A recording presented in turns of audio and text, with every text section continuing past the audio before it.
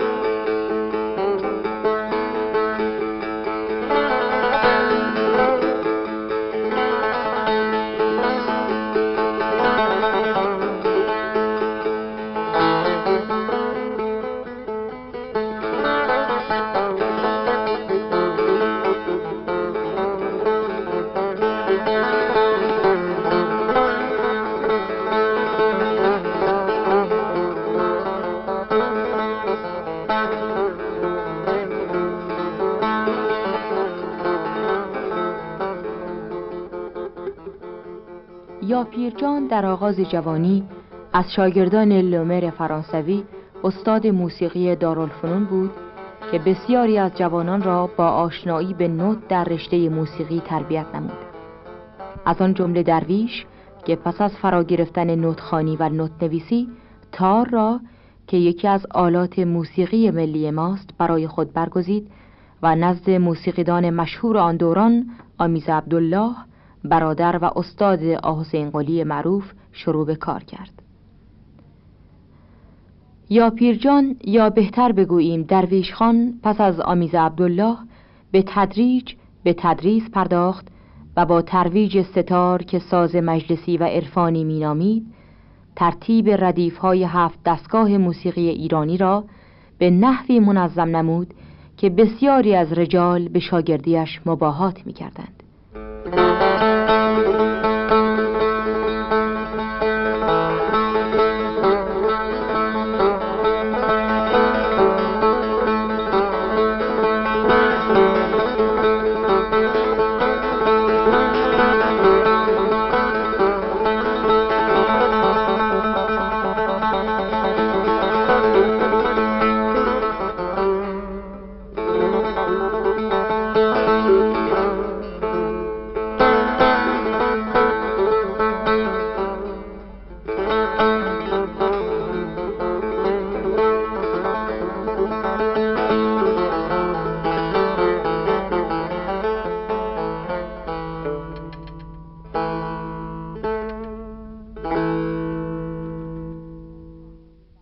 یکی از کارهای برجسته درویش موزون نمودن نغماتی بود که قبل از درآمد آوازها نواخته میشد و پیش درآمدش مینامیدند.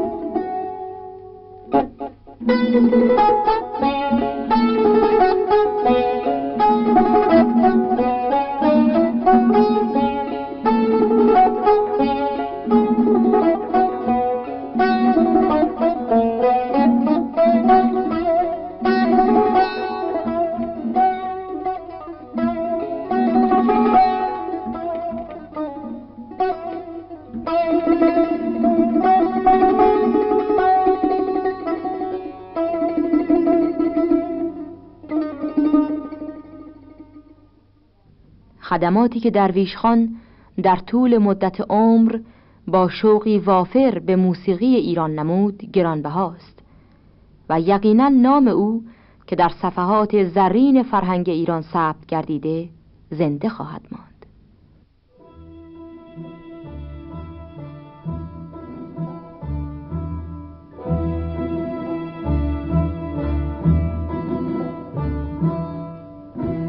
ز داغ حسرت در آتشم چون لاله امشب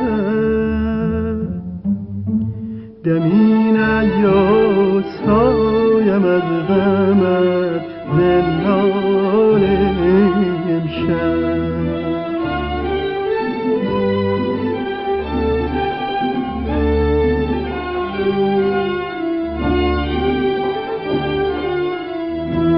بیا که بی آتشین لبت به نامرادی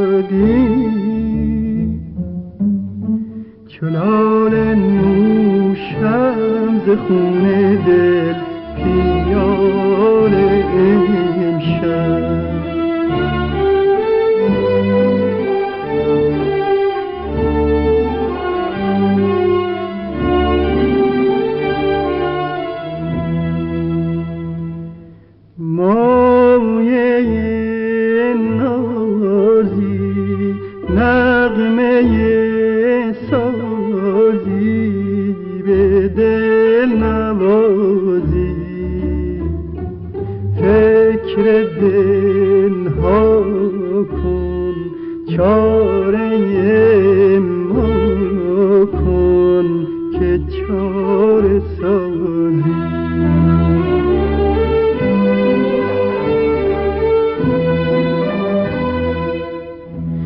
گلی نروید در این چمن به رنگ و بویت فروغ شب‌های ما بود ز شمع رویت به لب رسد جان بیدلان ز آرزویت